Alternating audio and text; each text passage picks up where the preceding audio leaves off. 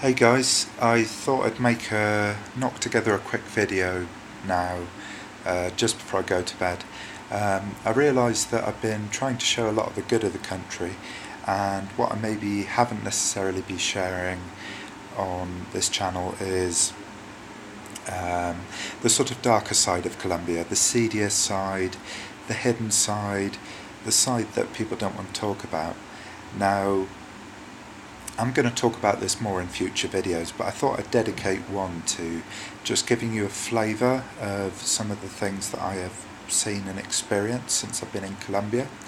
Now, the first thing to say is it is nothing like as bad as the media portrays, and it's nothing on the level of the way things were 20 years ago when the government was fighting with paramilitaries and the entire country was unstable, thoroughly corrupt to the core, and violence was at its high at that point. They had the highest murder rate in the world.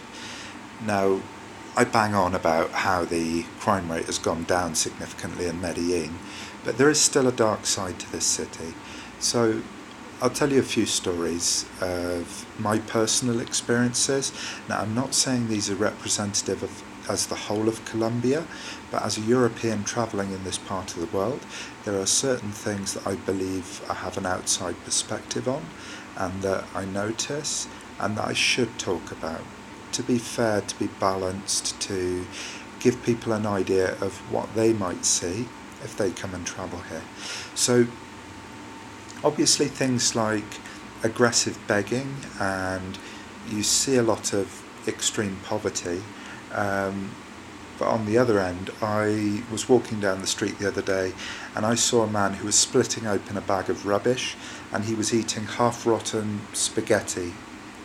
He was eating food out of a rubbish bin that had been put on the street to be collected, and I saw him doing this, and I went up to him and said, why are you doing this? Surely you can go somewhere they can give you food. And the man had, he obviously had severe mental health problems. He obviously wasn't entirely with it. So I actually felt very sorry for him. So what I did, I took him to a restaurant and I paid 10,000, something like £2.10, and I got him a big meal, and I told him to wait there and explain to the lady, can you bring it to that man over there? And she did it for me. She even threw in some extra food for free. Often you will see restaurants giving very poor people food for free. You see a lot of drug addicts here, people begging for money, very emaciated. It's hard to tell them from the people who are just starving. And yes, you do see people who look like walking skeletons here. You have to be a little bit tough to live in this part of the world. There has to be a bit of a barrier. If you feel so sorry for everyone and like you want to help everyone in need, I'd say don't come here. Don't come to Colombia. It just break your heart. But if you can say no gracias, no gracias, no gracias, maybe help someone from time to time, that's kind of what I do, and that's what I would suggest. In terms of crime, okay, so there's something called scopolamine over here. Really, it's the only thing that scares me. If somebody points a gun at you and robs you, not likely to happen, but it does happen from time to time. A city of 4 million, there's something like 600 armed robberies a year in a city of 4 million. So it's really, it's not like it's out of control levels. You see police everywhere, particularly in the wealthier areas like Lareles here that I'm in. There's police all up and down the street all times a day. So with scopolamine, what generally happens is your risk zone is meeting a girl for a date. So whereas in many parts of the rest of the world, the women fear being drugged and date raped, Over here, the big scam is you have very pretty girls who advertise themselves on Tinder and other dating apps. When you go out and meet them, they act very interested in you. They come onto you very quickly. When you're not looking, they slip this scopolamine stuff in your drink. Scopolamine only really grows in Colombia, and it's very dangerous stuff. When you take scopolamine, you are entirely out of control. People react to it in very different ways.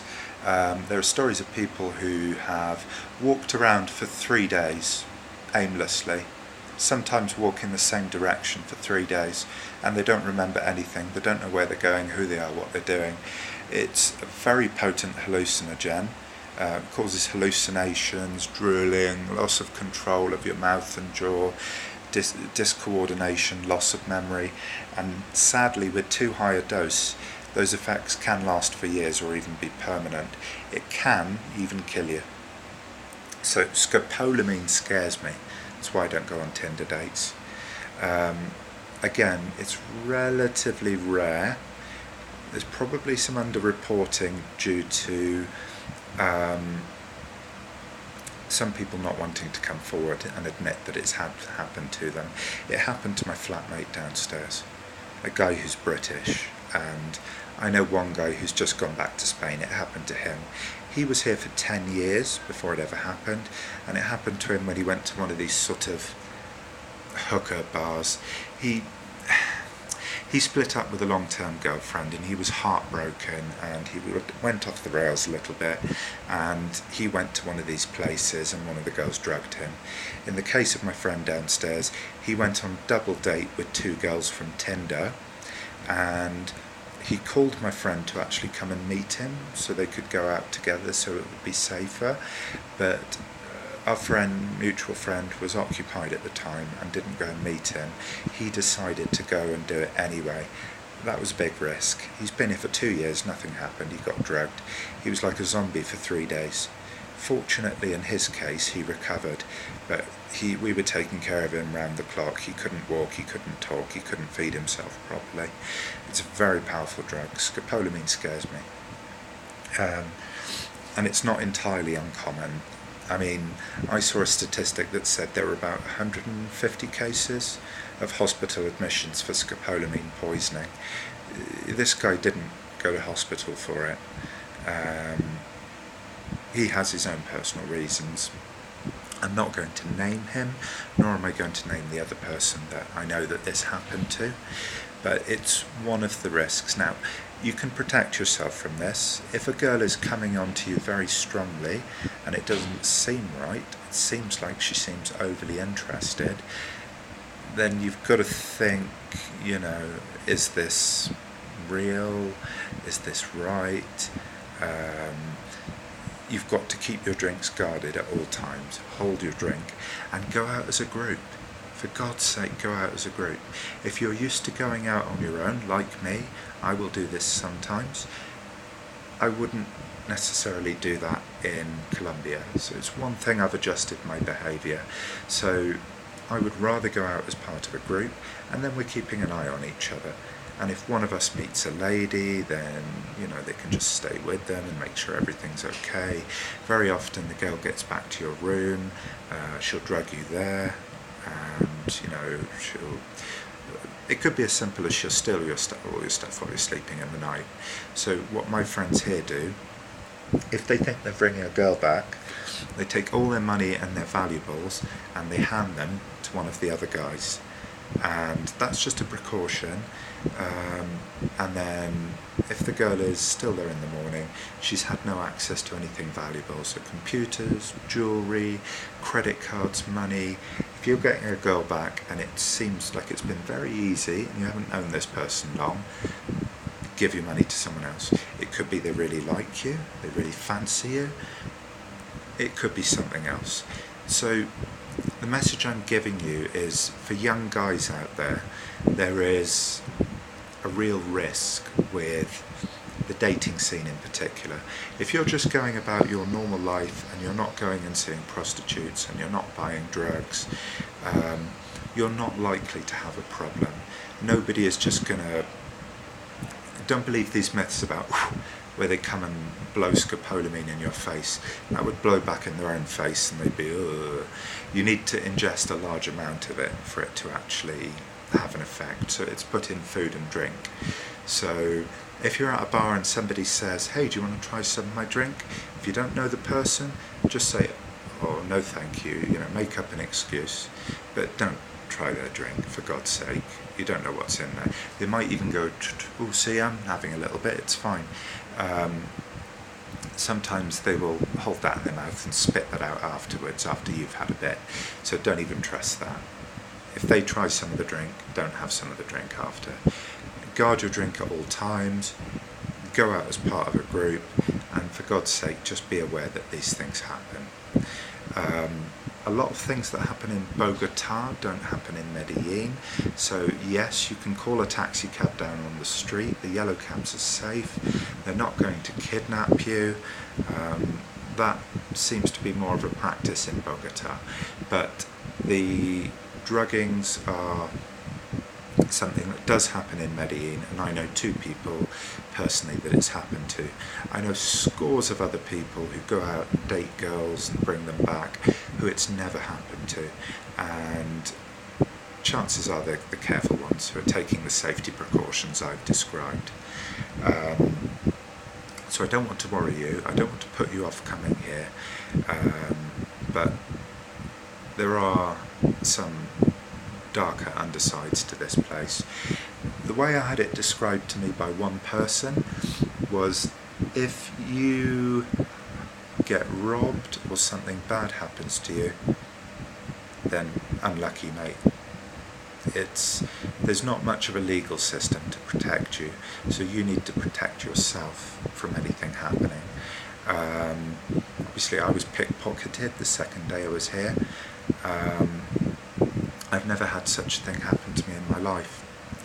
Also today I was downstairs and a woman sold me some chewing gum for 50 pence.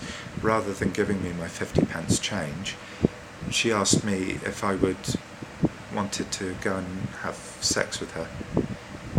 I thought I hadn't heard her right, sorry. Follar? Hacer amor? What? Have sex? And she was being serious. A good chance that she wanted to rob me. Possibly she was just so desperate that she would have had sex for 50p. She was in her 50s, she wasn't particularly attractive. She said that she thought I was very handsome, all this kind of stuff. That's about as risky as it gets. Like, be aware of things like that. Anything to do with drugs, to do with prostitution, anything to do with dating a girl that seems to come onto you very easily. These are the 3 big risks. In your day-to-day life, going shopping, taking money out from the bank, getting taxis, going to nights out, you're not really going to have a problem, as far as I'm aware. I've been here for 2 months now, and undoubtedly I will learn more, but that's my understanding to now. So yeah, I'm going to call this video Staying Safe in Medellin, Avoiding Danger in Medellin, and I would say take heed of this advice, and there'll be more to come. I'm still learning. Peace out, guys.